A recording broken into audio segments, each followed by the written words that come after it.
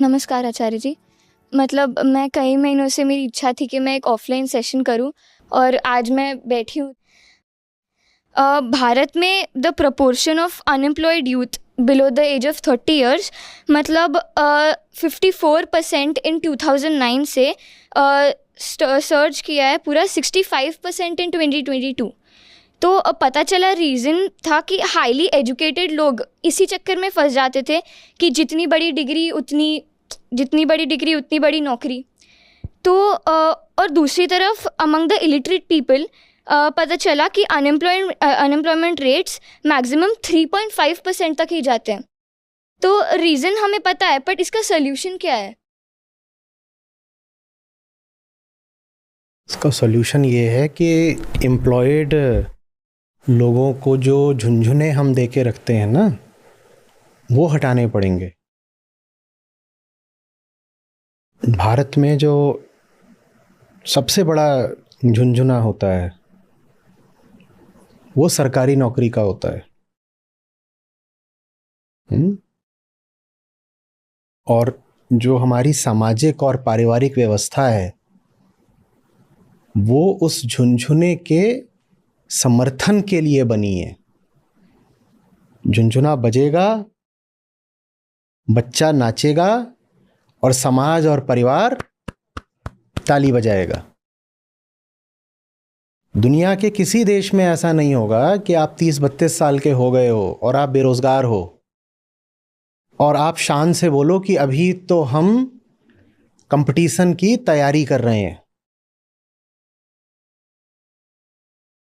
और बिल्कुल चौड़े होके बोलो कि अभी तो हम तैयारी कर रहे हैं। भारत में ये बहुत बड़ा झुंझुना है। तो बस यही बात है और कुछ भी नहीं है। देखो, आपने कहा कि जो कम पढ़े लिखे लोग हैं उनमें बेरोजगारी की दर भी कम है। कारण सीधा है, उनके पास झुंझुना नहीं है ना। उनमें से कोई बिल्कुल बेपढ़ है, कोई चौथी पास है, कोई 8वीं, उसको पता है कि बाहर निकल के कोई बड़ी नौकरी तो वैसे भी नहीं मिलनी है। तो क्या करते हैं, उनको जो काम मिलता है वो करना शुरू कर देते हैं और कच्ची उम्र से ही शुरू कर देते हैं। कोई 16 से शुरू कर देता है, कोई 18 से, कोई 20-21 से। इसके आगे कोई बेरोजगार बैठता ही नहीं। क्या करेगा बेरोजगार बैठ के? तो शुरू कर देता है। और आप जानते हो, बहुत मजेदार बात, ये आप लोग निकालिएगा कि कहाँ का सर्वे है। 35 की उम्र में जितना इनकम डिफरेंस होना चाहिए एक हाईली एजुकेटेड और एक सेमी एजुकेटेड में, अनएजुकेटेड की मैं बात नहीं कर रहा, आपने अनएजुकेटेड ही करी थी, मैं सेमी एजुकेटेड ले रहा हूं। जितना डिफरेंस होना चाहिए हाईली एजुकेटेड से, यहां पर आशय है जो ग्रेजुएशन कर चुके हैं, और सेमी एजुकेटेड माने शायद उस स्टडी में था कि 6ठी या 8वीं, जो मिडिल, जो पास कर चुके। वो डिफरेंस इंडिया में मिनिमम है बड़े देशों में। इसका मतलब समझना, अभी हम क्या सोचेंगे, किसी ने बैचलर्स कर रखा है, फिर पीजी कर रखा है, ठीक है, पोस्ट ग्रेजुएट है, और कोई सिर्फ 6ठी पास है। हम क्या सोचेंगे कि 35 की उम्र में उनकी आमदनी में कितना अंतर होगा? बहुत सारा अंतर होगा। और दुनिया के बाकी देशों में होता भी है। वहां पर शिक्षा के हिसाब से आय में काफी बड़ा अंतर दिखाई भी देता है।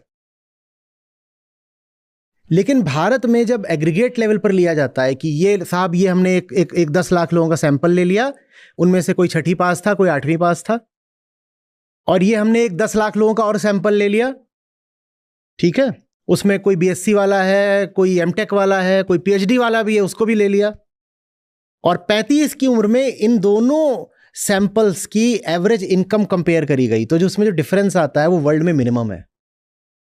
इसका मतलब समझ रहे हो क्या है? इसका मतलब क्या है? इसका मतलब यह है कि भारत में जो कम पढ़ा लिखा है वो चूंकि पहले से ही काम करना शुरू कर देता है, तो 35 की उम्र तक एक अच्छी जगह पर पहुंच जाता है, स्किल्ड हो जाता है, धीरे धीरे अपने काम में बढ़ जाता है, वो कहीं पहुंच जाता है। और ये जितने सरकारी नौकरी वाले हैं ये सब 30-35 साल तक झुंझुना बजाते हैं। ये उससे भी पीछे हो जाते हैं जो 6ठी पास है। ये उससे भी पीछे हो जाते हैं या बस उसके समकक्ष हो जाते हैं। और इस पूरी प्रक्रिया में सहारा बनते हैं माँ बाप, और इस प्रक्रिया में सहारा बनते हैं पूरे जो सामाजिक तत्व होते हैं। सरकार भी सहारा बनती है, नहीं तो सरकार इतने सारे अटेम्प्ट्स क्यों अलाउ करेगी सब नौकरियों में? और सरकार ऐसा क्यों करेगी कि ये जो एंट्रेंस एग्जाम होते हैं सरकारी, इनमें कईयों में तो फॉर्म निकलने से लेकर के फाइनल रिजल्ट आने तक 2-2, 3-3 साल लगा देते हैं। एक एग्जाम ही तो है ना, एग्जाम लेकर के 2 या 3 महीने में समाप्त करो ना, रिजल्ट दे दो। पर खास तौर पर जो स्टेट लेवल इसमें एंट्रेंस होते हैं उनमें कई बार 3-3 साल लग रहे होते हैं। कई बार तो कोर्ट में जा करके कहना पड़ता है कि कब हुआ था एग्जाम, अभी तक उसका आपने रिजल्ट क्यों नहीं डिक्लेयर करा है। लेकिन रिजल्ट अगर डिक्लेयर नहीं हुआ है तो क्या बचा रह जाता है? आशा का झुंझुना। आशा का झुंझुना लटका हुआ है। अब ये जो लड़का है जिसने एग्जाम दिया था, ये बीच में जाकर के कहीं किसी दुकान में कोई साधारण काम करना थोड़ी शुरू करेगा। ये बोलेगा साहब मैंने तो बैंक का एग्जाम दिया है या मैंने पीसीएस का एग्जाम दिया है, मैं किसी जगह पर जाकर साधारण सेल्समैन थोड़ी बन जाऊंगा बीच में। और जो बन गया था साधारण सेल्समैन, वो धीरे धीरे इन 3 सालों में वो बढ़ता जा रहा है, वो बढ़ता जा रहा है, वो बढ़ता जा रहा है। भारत का जो अनएम्प्लॉयमेंट है ना, वो बहुत अंडरस्टेटेड है बेटा। भारत में हमें जो मिलता है, अच्छे समझना, वो है under employment, hidden unemployment. We are all under employed. Bharat का जो अनएम्प्लॉयमेंट है वो हिडन है, समझ रहे हो? जो आपके सामने आंकड़ा भी आता है ना कि इतने हैं, वो उससे ज्यादा है जो अनएम्प्लॉयड है, डिस्गाइज्ड है। वो अपने आप को घोषित कर देता है कि साहब मैं भी कर रहा हूं, पर वो कर कुछ नहीं रहा है। वो काम कर रहा है जो दिन के 1 या 2 घंटे में हो सकता है, बाकी समय निकाल के वो कुछ और कर रहा है। क्यों?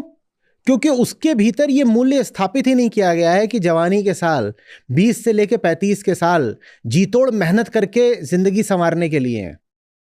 उसको ही बताया ही नहीं गया है। उसको लाज ही नहीं आती कि मैं कुछ करता नहीं हूं। वो आराम से पड़ा हुआ है और क्या बोल रहा है कि मैं तो अभी तैयारी कर रहा हूं। बहुत मुश्किल नहीं है, सच पूछो तो ये जितने भी एग्जाम्स हैं इन्हें निकालना बहुत मुश्किल नहीं है। कारण बता देता हूं। अगर 1000 सीट है किसी एग्जाम में, तो उसके लिए सचमुच तैयारी करने वाले 5 या 7 हजार होते हैं बस। बाकी बस अपना वक्त खराब कर रहे होते हैं। तो बहुत कंपटीशन है नहीं। बाकी सब बस हिडन अनएम्प्लॉयमेंट वाले होते हैं जो कंपटीशन के नाम पर अपना समय खराब कर रहे हैं। ये एक बहुत यूनिक फिनोमिना है जो भारत में ही पाया जाता है। दुनिया के किसी देश में सरकारी नौकरी को या ब्यूरोक्रेसी को इतनी तवज्जो नहीं दी जाती। पर भारत का जो फ्यूडल पास्ट है ना, ये भारत में भी इसको तवज्जो क्यों दी जाती है समझना। क्योंकि हमारा एक सामंतवादी इतिहास है जबरदस्त तरीके से, और हमारे यहां पर वैचारिक क्रांति अभी पूरी तरह हुई नहीं है। फ्यूडलिज्म का क्या मतलब होता है? फ्यूडलिज्म के आपने सीरियंट फीचर्स पढ़े होंगे अपनी सोशियोलॉजी वगैरह में। क्या होते हैं? ये होता है कि जो फ्यूडल लॉर्ड है वो करता कुछ नहीं है, दूसरे काम करते हैं। जो फ्यूडल लॉर्ड है वो बैठ के सबको वही बनना है, और वो बनने के लिए अगर 10 साल खराब करने पड़े तो क्या हो गया? ये बात हमारी मूल्य व्यवस्था में आ गई है कि सर्वोच्च आदमी वो है जो मेहनत नहीं करता, बैठ के खाता है। हम उससे रश्क करते हैं, हमें ईर्ष्या होती है उससे, जिसको हम पाएं कि वो कुछ नहीं करता, बैठ के खा रहा है। हम ये नहीं कहते कि धिक्कार है इस आदमी पे, करता कुछ नहीं, बैठ के खा रहा है। हमें लगता है वाह यार सही मजे हैं तेरे तो। अभी भी लड़कियां होती हैं छोटी, उनमें ये वैल्यू मूल्य डालने की कोशिश की जाती है कि अच्छे से अपने आप को बना संभाल के रख, तुझे डॉक्टर इंजीनियर मिल जाएगा, तेरी जिंदगी बन जाएगी। तुम देख रहे हो उसमें क्या मूल्य डाला जा रहा है? यही बैठ के खाएगी, बैठ के खाएगी। यही बात हमारी जाति प्रथा में भी दिखाई देती है। इसलिए मैंने कहा कि this phenomena is unique to India. जाति प्रथा का भी क्या मतलब है? सबसे ऊपर पहुंच जाओ जहां करना कुछ नहीं है, बैठ के खाना है, और इज्जत भी खूब मिलेगी। तुम वो हो जाओ जिसे कुछ नहीं करना है, बस बैठ के खाना है, इज्जत भी खूब पाओगे, बस अथॉरिटी बन जाओ, पावर सारा तुम्हारे पास आ गया, अब करना थोड़ी कुछ है, बैठ के खाओ। यही बात ये भी एक्सप्लेन करेगी कि भारत की ब्यूरोक्रेसी दुनिया की सबसे भ्रष्ट ब्यूरोक्रेसी में क्यों है, क्योंकि उसमें आप प्रवेश ही इसीलिए करते हो कि करना कुछ नहीं है, बैठ के खाना है। तो जो हमारा फ्यूडल पास्ट है, हम उससे मुक्त नहीं हो पा रहे हैं। रेनेसां जैसी चीज भारत में हुई नहीं है अभी तक। हमारे लिए जीवन की सबसे ऊंची बात यही हो सकती है कि भाई करता कुछ नहीं है, खाता है, और भले ही डिजर्व नहीं करता पर उसके पास पावर और अथॉरिटी पूरी है, राजा जी है। यह सबको राजा बनना है। यहां पर किसी को भी श्रम नहीं करना है, यहां सबको बस ऐश करनी है, ऐश्वर्य चाहिए सबको।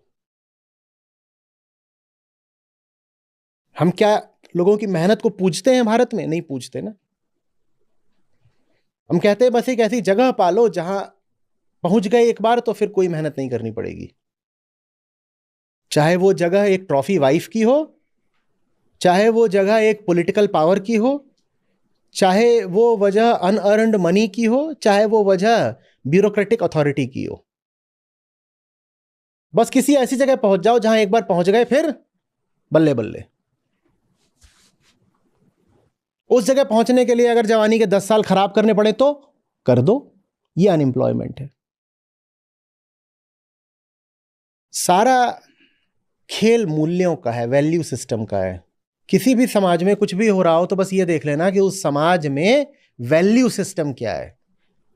भारत के जो लोक मूल्य हैं, जो हमारी कॉमन प्रिवेलेंट वैल्यूज हैं, उनमें बहुत कुछ सड़ा हुआ है और हम उसको हटाने को तैयार नहीं है।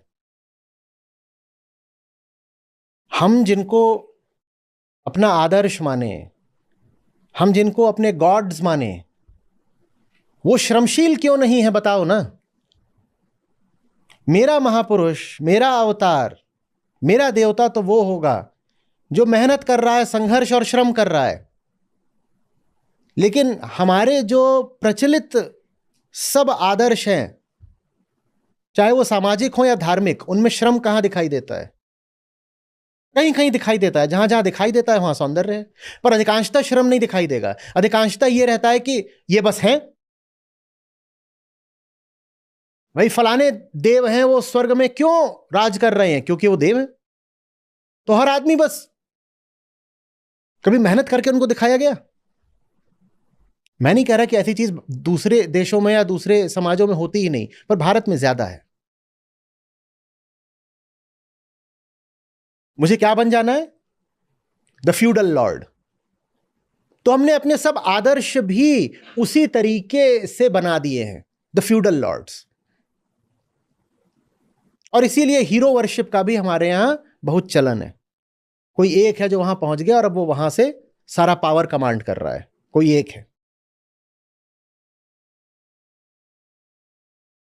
जो डिग्निटी है स्ट्रगल में, स्ट्राइफ में, एफर्ट में, लेबर में,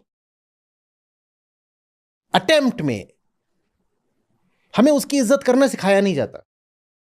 हमसे यह नहीं कहा जाता कि जो हाथ चला रहा है सबसे ज्यादा इज्जत का वो अधिकारी है। आप अगर वर्ण व्यवस्था में देखोगे तो जो हाथ चलाता है, मेहनत करता है, उसको हमने सबसे नीचे रख दिया है। तो कोई क्यों हाथ चलाना चाहेगा? तो फिर हम हाथ नहीं चलाना चाहते, हम नहीं चलाना चाहते हाथ। हम श्रम को इज्जत देते ही कहां है? एक आदमी बहुत मेहनत करके कमाता है, ईमानदारी से बताइएगा, एक आदमी है बहुत मेहनत करके कमाता है और एक आदमी है जो बैठ के मुफ्त की रिश्वत की खाता है। ये समाज इज्जत ज्यादा किसको देता है? वो रिश्वतखोर को ही ज्यादा इज्जत मिलती है।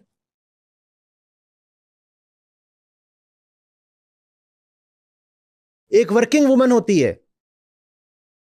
10 हाउसवाइफ मिल जाएंगी, उसको ताने और मारेंगी, कहेंगी बेचारी गरीब है इसलिए इसको मेहनत करनी पड़ती है, देखो धूल में निकलती है, धूप में निकलती है, इसका तो मुंह काला हो गया।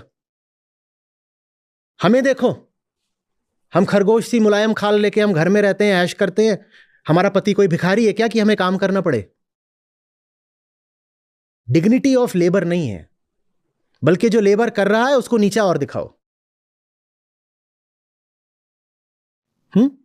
और जो मुफ्त की खा रहा है, बिल्कुल जमीन की भाषा में कहूं तो हराम की खा रहा है, उसको इज्जत मिलती है। आप शुरुआत करो, मूल्य बदलो। जिस किसी को देखो कि उसके पास अनअर्न्ड मनी है, चाहे इनहेरिटेंस से चाहे कोइंसिडेंस से, उसको इज्जत मत दो। ऋषि अष्टावकर क्या बोलते हैं? अनादरम कुरु। अनादर करना सीखो। सिर्फ इसलिए तुम्हारे सामने कोई आ गया है और उसके पास एक अथॉरिटी है, ये नहीं कि उसको नमस्ते कर दिया और सर झुकाने लग गए और ये सब है। देखो कि इसमें योग्यता कितनी है, देखो कि ये संघर्ष कितना करता है दिन रात। संघर्ष को सम्मान देना सीखो, बेरोजगारी कम हो जाएगी। संघर्ष को सम्मान देना सीखो, बेरोजगारी कम हो जाएगी। लोग कहेंगे क्या वो लोग संघर्ष नहीं कर रहे जो 10-10 साल तैयारी करते हैं? नहीं साहब, नहीं कर रहे। हमने भी तैयारी करी और हम अच्छी तरह जानते हैं कि उस तैयारी में कितना संघर्ष लगता है। और हमने भी एंटरप्रेन्योरशिप करी और हम जानते हैं कि उसमें कितना संघर्ष लगता है।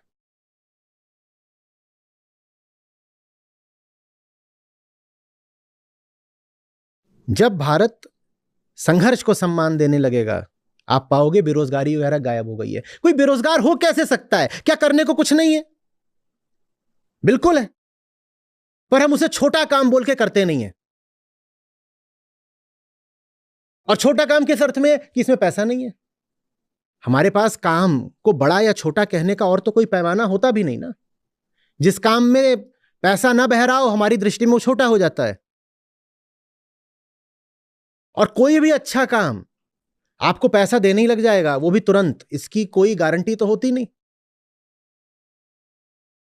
तो हम फिर अच्छा काम करते भी नहीं।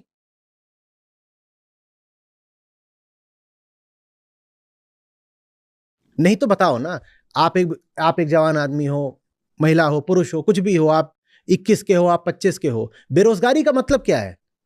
आप बोल रहे हो मेरे पास करने को कुछ नहीं है। क्यों करने को कुछ नहीं है? निकलो, देखो, जहां कहीं भी कुछ गलत हो उसको ठीक करो। और जो तुम करोगे उससे किसी ना किसी को तो फायदा होगा ही, तो कुछ पैसा आने लग जाएगा, तुम्हारा पेट चलने लग जाएगा। उससे ज्यादा की कामना रखो मत, क्योंकि श्रम, संघर्ष और कार्य का स्तर मायने रखते हैं। तुम्हें उसमें से मिल क्या रहा है वो बात की बात है। भाई काम का क्या मतलब होता है? काम का मतलब होता है मैंने कुछ करा और उसमें मेरा आनंद है, मेरा संतोष है, और जो मैंने करा उसके फलस्वरूप मुझे कुछ पैसे भी मिल गए। पैसे मिल गए तो मेरा उससे घर चल गया। यही तो काम है, यही काम की परिभाषा है ना। मैंने कुछ करा, क्यों? क्योंकि वो करना ठीक था, और जो मैंने करा उससे दूसरे को भी फायदा हो गया, तो मुझे कुछ मिल गया। अगर तुम कोई अच्छा काम करोगे तो उससे किसी ना किसी को कुछ ना कुछ तो फायदा होगा ना, तुम्हें कुछ पैसे मिल जाएंगे। तुम करो ना। बेरोजगारी शब्द का तो कोई अर्थ ही नहीं है। घर में पड़े हुए और कह रहे हो मुझे कोई जॉब देने वाला नहीं है इसलिए घर में पड़ा हूं। जॉब देने वाला का क्या मतलब है? तुम्हारा मोहल्ला गंदा पड़ा हुआ है, जाओ मोहल्ला पूरा साफ कर दो। बोला मोहल्ला मैं साफ करूंगा, बदले में हर घर से 50 रुपए लूंगा। लो, मिल गया रोजगार? नहीं मिल गया? दुनिया में इतना कुछ है जिसको ठीक किया जाना जरूरी है, तुम उसको ठीक करो, बदले में लोग तुम्हें पैसा दे देंगे।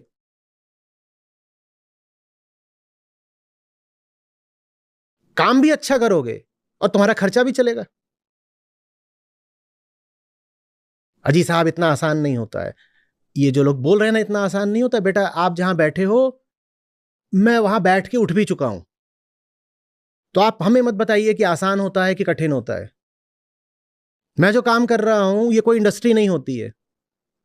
बस मुझे ये करना था, मैंने किया, और इससे जिनको लाभ हुआ वो मेरे साथ खड़े हो गए। उन्होंने कहा आप और करिए, आगे बढ़िए, आप जो कर रहे हो उससे हमें ही लाभ हो रहा है, हम आपको संसाधन देंगे, आप आगे बढ़िए। नहीं तो इसका कोई पहले से ब्लूप्रिंट थोड़ा ही उपलब्ध था कि ऐसे ऐसे करो, ऐसे ऐसे करो तो कैरियर आगे बढ़ेगा और पैसा मिलेगा। ना तो इसमें कोई कैरियर होता है, ना कोई ये इंडस्ट्री है, ना ये काम ऐसा है कि कोई और कर रहा है तुम नकल करके कर डालो। जो मुझे ठीक लगता गया मैं करता गया, और चूंकि जो मैं कर रहा था वो औरों के भी काम आ रहा था, तो उनसे मुझे फिर समर्थन मिलता गया। आप भी देखिए ना कि क्या ठीक है जमाने में करने के लिए, और उसको करिए, और ये भरोसा रखिए कि भूखे नहीं मरेंगे। हां, अय्याशी की चाह हो, बैठे बैठे खाना हो, तो फिर कोई उपाय नहीं है। सही संघर्ष करने निकलो, कोई बेरोजगारी नहीं रहेगी।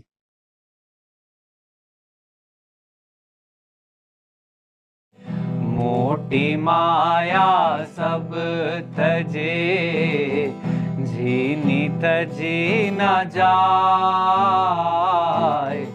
मोटी माया सब तजे, झीनी तजी न जाय। पीर पैगंबर औलिया, झीनी सबको खाए रे साधो, झीनी सबको खाए। मोटी माया सब तजे, झीनी तजी न जाय। मोटी माया सब तजे, झीनी तजी न जाय। पीर पैगंबर औलिया, झीनी सबको खाए रे साधो, झीनी सबको खाए। माया तो ठगनी भई, ठगत फिरे सब देश। माया तो ठगनी भई, ठगत फिरे सब देश। जा ठगने ठगनी ठगी, ता ठग को आदेश रे साधो, ता ठग को आदेश। माया तो ठगनी भई, ठगत फिरे सब देश। माया तो ठगनी भई, ठगत फिरे सब देश। जा ठगने ठगनी ठगी, ता ठग को आदेश रे साधो, ता ठग को आदेश। भीतर तो भेदा नहीं, बाहर कथै अनेक। भीतर तो भेदा नहीं, बाहर कथै अनेक। जो पे भीतर लखी परै, भीतर बाहर एक रे साधो, भीतर बाहर एक।